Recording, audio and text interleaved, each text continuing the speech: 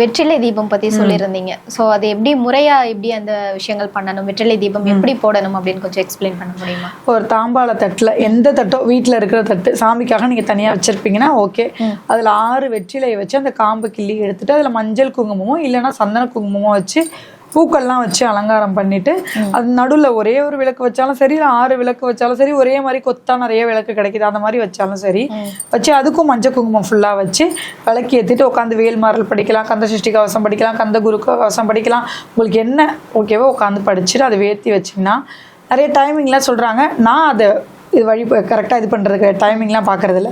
காலையில் 5 to 6 ஏற்றுவேன். Daily நான் 5 to 6 தான் ஏற்றுவேன். சில பேர் மதியானத்தில் நைட்லலாம் ஏற்றுறாங்க. அது அவங்களோட கன்வீனியன்ட் பொறுத்தது. ஏற்றி வச்சுட்டு வந்தால் அடித்து சொல்கிறேன், நிச்சயமாக நீங்கள் நினச்சது நடந்தே தீரும். அதான் உண்மை. நான் 48 வாரம் வேண்டிக்கிட்டேன். அடுத்த ஒரு 2-3 வாரத்துலேயோ 5-6 வாரத்துலேயோ நான் கேட்டது எல்லாமே நடக்க ஆரம்பிச்சது. ஸோ உருகி உருகி உருகி வேண்டும் போது அவர் கண்டிப்பாக அள்ளி அள்ளி கொடுப்பார். அவர் நம்ம கிட்ட கேட்கறது ஒன்றே ஒன்று தான், மனசு சுத்தம்.